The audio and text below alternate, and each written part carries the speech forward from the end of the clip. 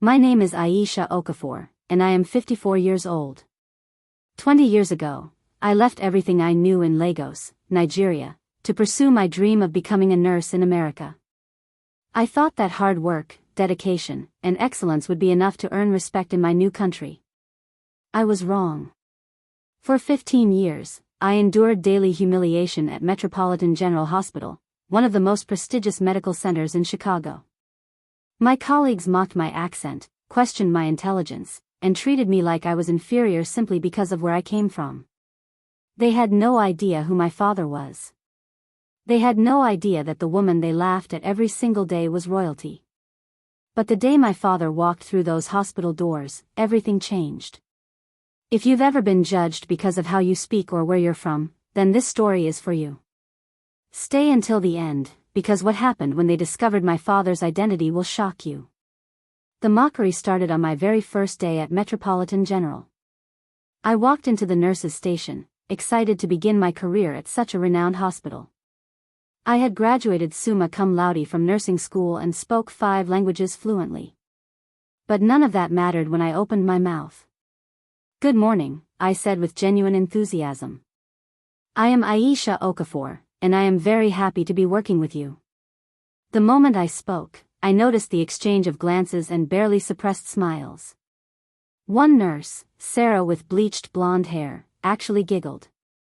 "Oh my God, that accent is so thick," she whispered loudly enough for me to hear. "Where is she from, the jungle?" Her friend Rebecca snorted with laughter. "Probably some mud hut village. I hope she can actually read the medical charts." Dr. James Mitchell, the head of our department, approached me with a condescending smile. He was tall, thin, with graying hair and the kind of arrogance that comes from years of being told you're important. "Aisha," he said, pronouncing my name wrong despite having it written in front of him. "I hope you understand that Metropolitan General has very high standards. We can't have any miscommunications that might put patients at risk." "Sir, I graduated at the top of my nursing class," I replied professionally. "I have excellent references and—" Yes, Dr. Mitchell interrupted, waving his hand dismissively. "I'm sure you did very well in your local institutions. But this is America. Things work differently here. You'll be starting on the night shift, handling basic duties." Despite having the same qualifications as other nurses, I was relegated to the worst shifts and most menial tasks because of my accent and African heritage. For months, the pattern continued. While other nurses handled complex cases, I was assigned to empty bedpans and change sheets. When I tried to contribute during medical discussions, I was either ignored or dismissed. "Aisha, why don't you let the real nurses handle this?" Sarah said one day when I offered input on a patient's condition. "Stick to what you know, cleaning and following orders." The laughter that followed her comment echoed in my ears for hours. But what hurt most was watching patients suffer because my knowledge was being wasted. There was Mrs. Patterson, an elderly woman with diabetes complications. I noticed signs that her medication dosage was too high, but when I reported it to Dr. Mitchell, he barely looked up. "Aisha, I don't need medical advice from someone who learned medicine from some tribe in Africa," he said dismissively. 2 days later, Mrs. Patterson went into hypoglycemic shock. She survived, but barely. If Dr. Mitchell had listened to me, it never would have happened. The daily microaggressions were relentless. My colleagues would speak slowly and loudly to me as if I were deaf or stupid. They would imitate my accent during breaks, exaggerating it to ridiculous proportions. "Oh, let me get Aisha to explain this," Sarah would say in a mocking Nigerian accent. "She speaks such good English, don't you think?" The worst part was how they treated me in front of patients. During rounds, they would introduce me as Aisha, our assistant, even though I had the same nursing credentials as everyone else. One particularly painful incident occurred during a staff meeting. Dr. Mitchell was discussing new protocols when I raised my hand to ask a question. "In Nigeria, we used a similar protocol for treating malaria patients," I began. "I noticed that." "Aisha," Dr. Mitchell interrupted with visible annoyance. "We're discussing modern medical procedures here, not whatever traditional methods you might be familiar with. Perhaps you should focus on learning our standards before offering suggestions. The room fell silent, and I could feel everyone's eyes on me. Some looked embarrassed by Dr. Mitchell's rudeness, but no one spoke up. With respect, Dr. Mitchell, I said, my voice steady. I was referring to evidence-based protocols published in the New England Journal of Medicine. The research was conducted at Lagos University Teaching Hospital. Dr. Mitchell's face reddened. Are you correcting me, nurse? No, sir, I replied quietly. I was simply sharing relevant medical information. Well, keep your information to yourself unless specifically asked, he snapped. We have enough qualified people here to handle complex medical decisions. Over the next few years, I quietly became the best nurse on staff. I studied constantly, earned additional certifications, and developed expertise in areas where the hospital was lacking. But my excellence only seemed to make my colleagues more resentful. Look at Aisha, always trying to show off, Rebecca would say when I successfully handled a difficult procedure. She thinks she's so much smarter than everyone else. 5 years into my tenure, the discrimination reached a new low. The hospital was implementing a new patient education program, and I had developed a comprehensive curriculum based on extensive research. But when presentation day came, Dr. Mitchell announced that my proposal had been modified by Sarah and Rebecca. We felt that Aisha's cultural perspective might not resonate with our predominantly American patient base, he explained. Sarah and Rebecca have adapted her ideas to be more accessible. I sat in stunned silence as they presented my work word for word, claiming credit for months of my research. When I tried to speak up, Dr. Mitchell cut me off. Aisha, please don't interrupt. Let the lead presenters finish. That night, I called my sister Kemi in Lagos. Through tears, I told her about the daily humiliation and stolen credit. Aisha, why don't you just tell them who Papa is? Kemi asked. One word about our father, and they would be kissing your feet. Because that's not who I want to be, I replied. I want to earn respect through my own merit. Dr. Adebayo Okafor was more than just wealthy, he was a legend. Starting from humble beginnings, he had built one of Africa's largest oil companies. He owned refineries across 3 countries and had investments in telecommunications, real estate, and healthcare. Forbes had named him one of the richest men in Africa for 12 consecutive years. But more than his wealth, my father was respected for his philanthropy and wisdom. He had built schools, hospitals, and universities across Nigeria. When he spoke, world leaders listened. Yet his daughter was being treated like a second-class citizen in a Chicago hospital because of her accent. The breaking point came during my 10th year at Metropolitan General. Mrs. Rodriguez, a 45-year-old woman, was brought in with severe abdominal pain. The emergency room doctor diagnosed appendicitis and scheduled immediate surgery. But something about Mrs. Rodriguez's symptoms didn't align with appendicitis. Her pain pattern and vital signs pointed to something more serious. Dr. Mitchell, I said urgently, I don't think this is appendicitis. Mrs. Rodriguez's symptoms suggest. Aisha, Dr. Mitchell interrupted sharply, Mrs. Rodriguez has classic appendicitis symptoms. I don't need you second-guessing qualified doctors. But sir, if I could just explain. That's enough. Dr. Mitchell's voice rose loud enough for the entire emergency room to hear. I am tired of you constantly questioning our medical decisions. You are here to follow orders, not to diagnose patients. My concern for Mrs. Rodriguez overrode my embarrassment. Dr. Mitchell, Mrs. Rodriguez could have a bowel obstruction. If we operate for appendicitis and miss the real problem. How dare you? Dr. Mitchell's face was red with fury. How dare you question the competence of American-trained physicians? Just because you might have seen some primitive medical practices in your village doesn't mean you understand modern medicine. The emergency room fell completely silent. No one, not a single person, stood up for me. I apologize, Dr. Mitchell, I said quietly. I was only concerned about the patient. Mrs. Rodriguez went into surgery 20 minutes later. 3 hours later, she was rushed back into emergency surgery. The simple appendectomy had revealed a massive bowel obstruction. What should have been routine became life-threatening. Mrs. Rodriguez survived, but barely. She spent 3 weeks in intensive care. The hospital faced a massive malpractice suit. And through it all, no one acknowledged that I had correctly identified the problem from the beginning. Instead, Dr. Mitchell called me into his office the next week. "Aisha, I want to make sure you understand that your role here is supportive, not diagnostic," he said without remorse. "When you constantly question medical decisions, it undermines our physicians' authority." I stared at him in disbelief. "Dr. Mitchell, I correctly identified Mrs. Rodriguez's condition. If I had listened to you, I would be letting a nurse with questionable training override the expertise of board-certified American doctors." Questionable training?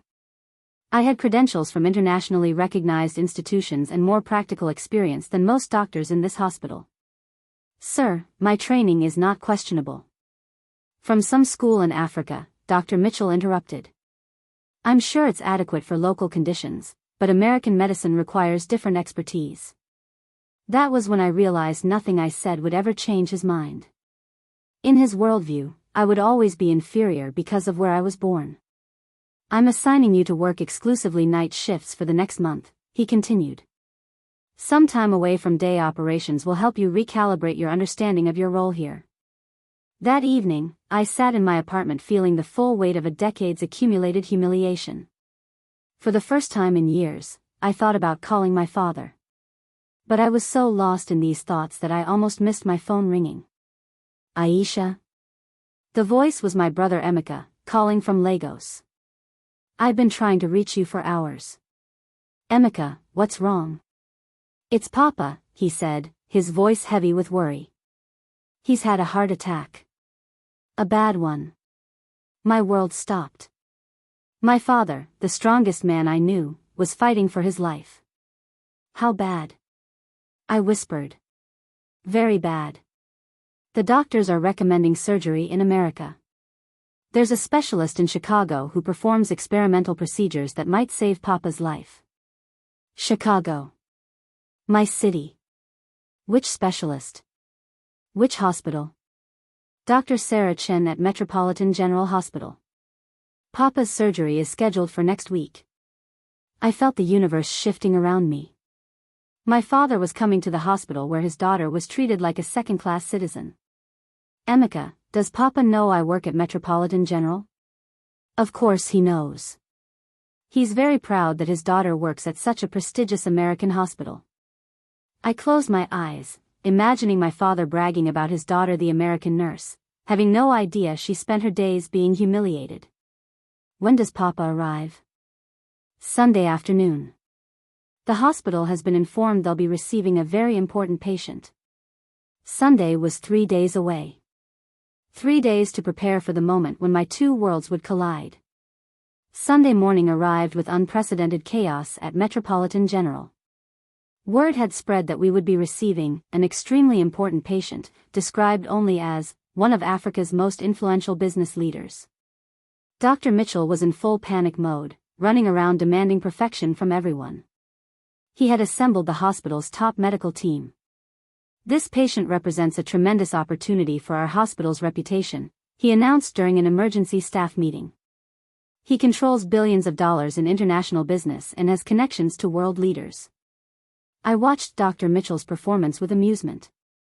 The same man who had treated me like I was beneath contempt was now practically prostrating himself to impress my father. "I want our absolute best nurses on his care team," Dr. Mitchell continued. "Sarah, Rebecca, I'm assigning you as his primary nurses." My heart sank. Even when my own family needed medical care, I was considered unworthy. "What about Aisha?" asked Jennifer, one of the younger nurses. "She has more experience with international patients than anyone." Dr. Mitchell looked at me with obvious distaste. "This patient requires clear communication and professional presentation. We can't risk any cultural misunderstandings." He was worried about cultural misunderstandings between me and my own father. At exactly 3 p.m., a convoy of black SUVs pulled up to the hospital's main entrance. My father's security chief stepped out first, surveying the area with professional thoroughness. Then Dr. Adebayo Okafor emerged. Even at 72 and recovering from a heart attack, my father commanded attention like no one else. He was tall and dignified, wearing a perfectly tailored suit. Despite his recent medical emergency, he carried himself with the bearing of a man who had never doubted his own importance. The hospital executives rushed forward, practically tripping over each other. "Dr. Okafor, welcome to Metropolitan General," gushed Mr. Davidson, the hospital administrator. "We are deeply honored to have you as our patient." My father nodded graciously but maintained his reserved demeanor. "Thank you for accommodating my needs." His English was perfect, spoken with the crisp accent that reflected his Oxford education. There was no trace of the thick African accent my colleagues found so amusing. Dr. Mitchell practically sprinted forward. "Dr. Okafor, I am Dr. James Mitchell, head of our nursing department. You will receive the finest care available anywhere in the world." As they moved through the lobby, I noticed how every employee stopped to stare.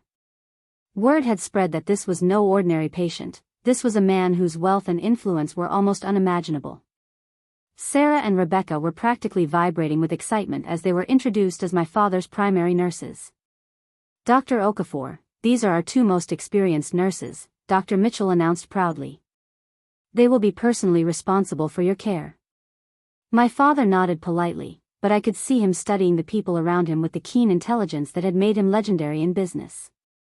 After the initial meet and greet, my father was settled into his VIP suite.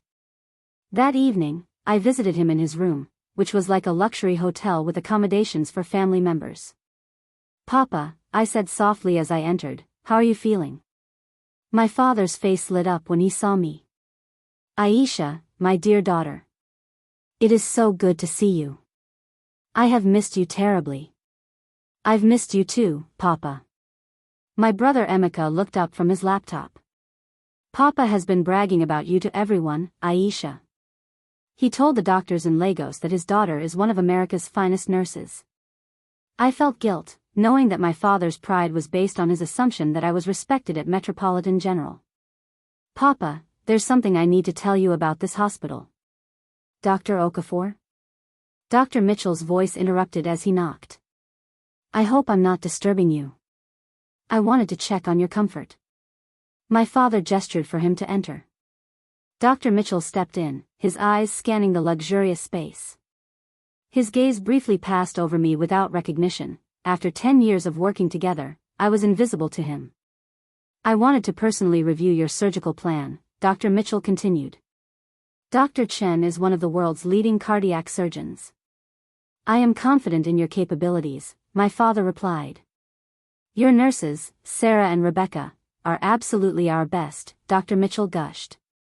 "They have years of experience with VIP patients and understand the discretion that someone in your position requires." I watched this performance with growing amazement. "Dr. Mitchell," my father said thoughtfully, "I have heard that Metropolitan General employs staff members from various international backgrounds. Nurses with global experience often bring valuable perspectives." Dr. Mitchell's expression tightened. "Well, yes, we do have some international staff, but for your care, we wanted to ensure the highest level of professional communication." "I see," my father replied, and I could hear the subtle shift in his tone. After Dr. Mitchell left, my father turned to me with a puzzled expression. "Aisha, that man seemed uncomfortable when discussing international staff members. Is there something I should know about this hospital's attitudes?" This was my moment. I could tell my father everything about the 10 years of discrimination. But something held me back. "Papa, let's focus on your health right now," I said. "We can discuss hospital politics after your surgery." My father studied my face with keen intelligence. He knew I was holding something back, but he trusted my judgment. Monday brought increased activity as the surgical team prepared. Throughout all of this, Sarah and Rebecca maintained their professional demeanor, clearly thrilled to be caring for such a high-profile patient. During lunch break, I overheard them discussing my father. "He's so distinguished," Sarah gushed. "You can tell he's used to the finest things. Did you see that watch he's wearing?" Rebecca added. "That's probably worth more than my house." I bet his family lives in some incredible mansion, Rebecca speculated. His children probably went to the best schools. I almost choked on my sandwich. His children did go to the best schools, including the daughter sitting 10 feet away. I wonder if he has daughters, Sarah mused. They're probably all married to rich men, living fabulous lives. Unlike some of the foreign nurses around here who can barely speak English properly, Rebecca said, glancing at me and giggling. That afternoon, my father requested to meet with the nursing staff. Dr. Mitchell organized a gathering in my father's suite, bringing together senior staff. I was not invited.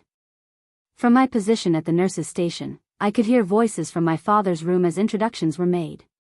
Dr. Okafor, I heard Dr. Mitchell say, I want you to meet our finest nurses. These women represent the best of American nursing education. I am pleased to meet you both, came my father's polite response. Tell me, what is your experience with international patients? There was a brief pause before Sarah answered. Well, we've treated patients from various countries, Dr. Okafor. We always try to be culturally sensitive. That is important, my father replied. I am curious, do you have any African nurses on your staff? They often have excellent training and bring unique perspectives. Another pause, longer this time. We do have some international staff members, Dr. Mitchell replied carefully. Though for your care, we wanted to ensure our most experienced team. I understand, my father said, and I could hear the coolness in his voice. Though I hope your international staff members are treated with the same respect as their American colleagues. Of course, Dr. Mitchell replied quickly. After the meeting ended, I saw my opportunity. I knocked on my father's door and entered. Papa, how was your meeting? My father's expression was troubled. Aisha, I am beginning to have concerns about this hospital's leadership. What kind of concerns? Dr. Mitchell seems uncomfortable when discussing international staff members, my father said carefully. When I asked about African nurses, his response was evasive and dismissive. My heart was racing. My father's instincts were picking up on exactly what I had endured for 10 years. Papa, what if I told you that your concerns were justified? My father's eyes sharpened. What do you mean, Aisha? Before I could respond, Dr. Mitchell knocked and entered with his usual smile. Dr. Okafor, I hope you're resting well. Surgery is tomorrow morning, and I wanted to review final preparations. Of course, my father replied politely. I've arranged for Sarah and Rebecca to work double shifts tomorrow so they can provide continuous care, Dr. Mitchell announced proudly. That is considerate, my father said. Tell me, these nurses you've assigned, they are your most qualified? Absolutely, Dr. Mitchell replied. Both are excellent nurses with impeccable records. And what about nurses with longer tenure? Surely you have staff members with more experience? Dr. Mitchell shifted uncomfortably. Well, yes, we have nurses who have been here longer, but for a patient of your stature, we felt it was important to assign nurses who could communicate effectively and represent the hospital appropriately. I watched my father's face carefully. He was reading between the lines. I see, my father said slowly. And these longer-tenured nurses, are they less qualified professionally? Not necessarily less qualified, but... Dr. Mitchell was struggling. Perhaps we should focus on your surgery tomorrow. I am focused on my surgery, my father replied, his voice taking on steel. Which is why I want to ensure I'm receiving care from your most experienced staff, regardless of any other considerations. The tension was palpable. Dr. Mitchell realized he was walking into dangerous territory. Dr. Mitchell, my father interrupted, in my business, I have learned that the most dangerous prejudice is the kind that masquerades as professionalism. I hope that is not what I am encountering here. Dr. Mitchell's face went pale. Sir, I don't understand what you're implying. Then let me be clear, my father said, rising with commanding presence. I am asking you directly, does this hospital discriminate against nurses based on their accent, their country of origin, or their race? The question hung in the air like a thunderclap. Dr. Mitchell looked like he was about to have his own heart attack. Dr. Okafor, Metropolitan General has very strict policies against discrimination. Policies are one thing, my father replied coldly. Practice is another. I decided this was my moment. Papa, I said quietly, maybe I should answer that question. Both men turned to look at me. Dr. Mitchell's expression was confused. Aisha, what do you mean? My father asked. I took a deep breath and looked directly at Dr. Mitchell. Dr. Mitchell, I don't believe you've been properly introduced to your patient's daughter. The words hit Dr. Mitchell like a physical blow. His face went through confusion, recognition, horror, and finally, absolute terror. Your daughter, he whispered. Yes, my father said, his voice carrying full authority. This is Aisha Okafor, my eldest daughter. She has been working at your hospital for 10 years. Dr. Mitchell's mouth opened and closed like a fish gasping for air. Papa, I said, my voice steady, Dr. Mitchell knows me very well. He's the one who told me I had questionable training from some school in Africa. He's the one who said I practiced primitive medical practices from my village. He's the one who relegated me to night shifts because I dared to correctly diagnose a patient. My father's eyes never left Dr. Mitchell's face. With each revelation, his anger built like a gathering storm. Is this true? My father asked, his voice dangerously quiet. Dr. Mitchell tried to speak but only managed a strangled sound. Let me tell you what else is true, Papa, I continued. Dr. Mitchell assigned Sarah and Rebecca to be your primary nurses not because they're the most qualified, but because he didn't want someone with my accent representing the hospital to an important patient. My father turned his full attention to Dr. Mitchell, who was visibly trembling.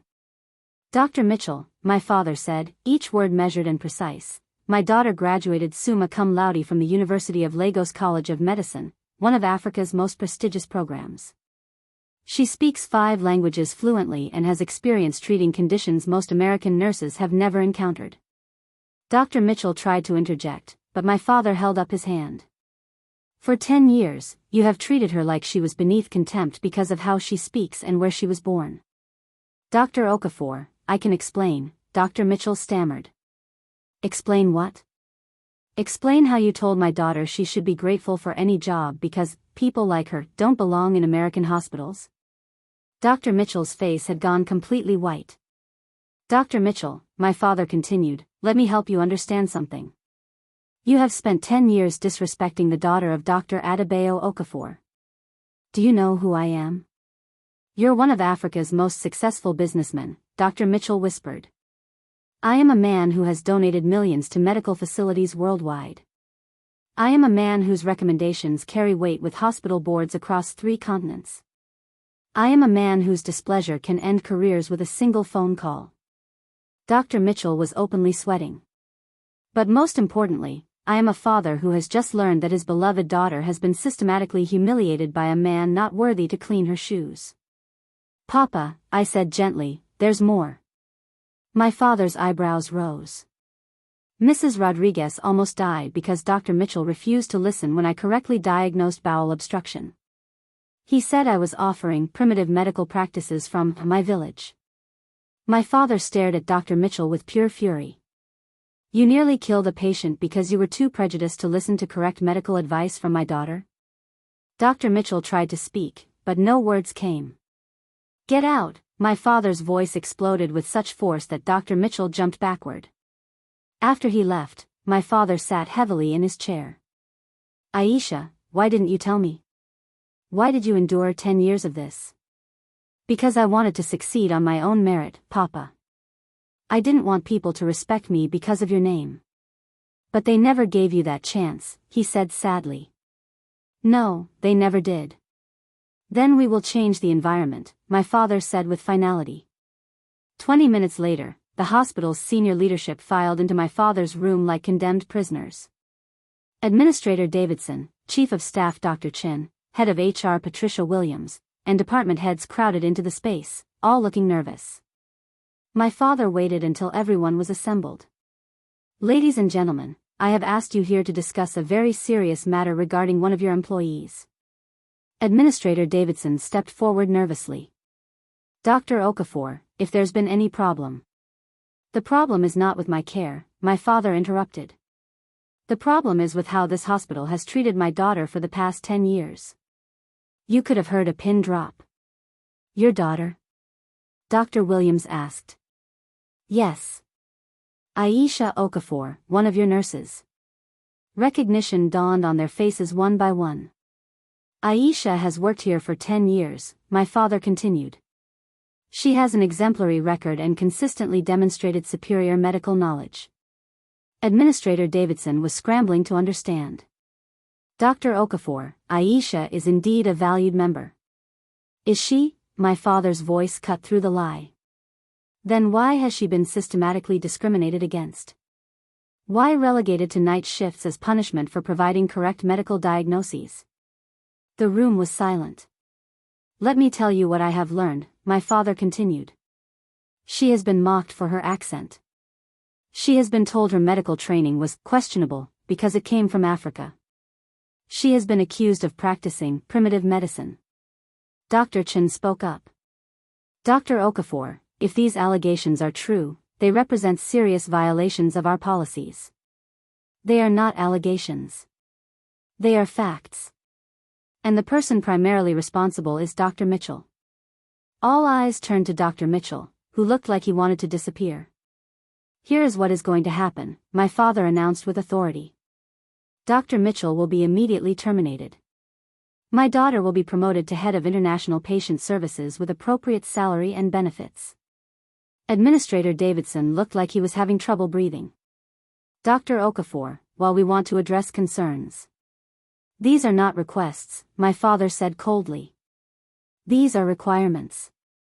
If this hospital wishes to continue caring for me and maintain any relationship with my business interests, these changes will be implemented immediately. Your business interests? Dr. Williams asked nervously. My father smiled coldly. I donate approximately $5 million annually to medical institutions worldwide. I sit on the board of the International Medical Relief Fund, which provides grants to hospitals.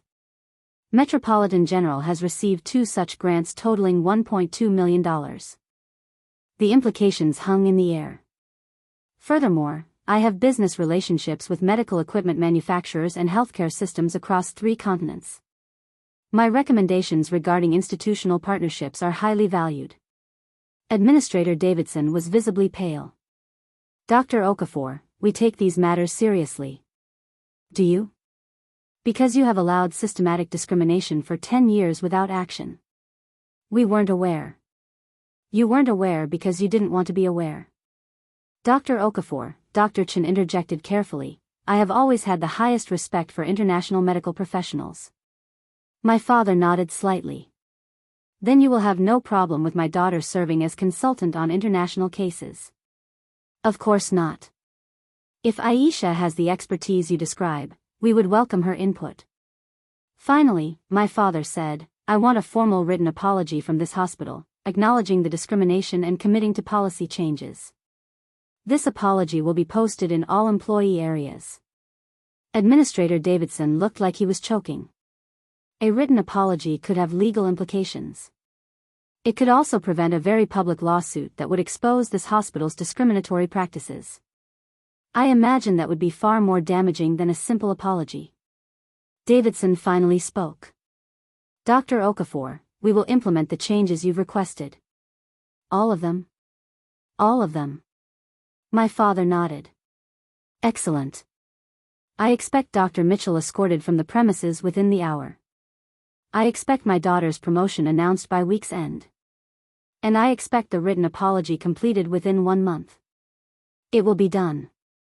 Now, I believe my surgery is tomorrow morning. I trust there will be no complications from this conversation. None whatsoever, Dr. Chen assured him. You will receive the finest medical care available. And I want Aisha to be part of my care team. Of course. As the leadership filed out, Dr. Mitchell lingered, clearly wanting to say something. Dr. Mitchell, is there something else? Dr. Mitchell approached hesitantly. Dr. Okafor, I want you to know that I never intended. I didn't realize that Aisha was your daughter. My father stared at him for a long moment. Dr. Mitchell, that is precisely the problem. You should treat every employee with respect, not just the ones related to powerful people. I understand that now. Do you? Because I think what you understand is that you got caught. If Aisha had been the daughter of a janitor, would her medical expertise be any less valuable? No, sir. Then why did my daughter's value depend on her connection to me? Dr. Mitchell stood in silence, unable to answer. You are a small man with small prejudices who has been given too much power over people better than you. I hope losing this position will teach you about humility and respect. Dr. Mitchell left without another word. After everyone was gone, my father and I sat in comfortable silence. Papa, thank you. You don't need to thank me, Aisha. No one has the right to treat you with disrespect. But I learned something today. Sometimes you have to use the power available to you, even if you'd rather succeed without it. My father nodded. You tried to succeed on merit alone, and you did succeed. Your competence and character are real achievements no one can take away. But they wouldn't recognize those achievements because of their prejudice. Exactly. And when prejudice is that strong, sometimes power is the only language it understands. The next morning, my father's surgery went perfectly. Dr. Chen performed brilliantly, and the experimental procedure was a complete success.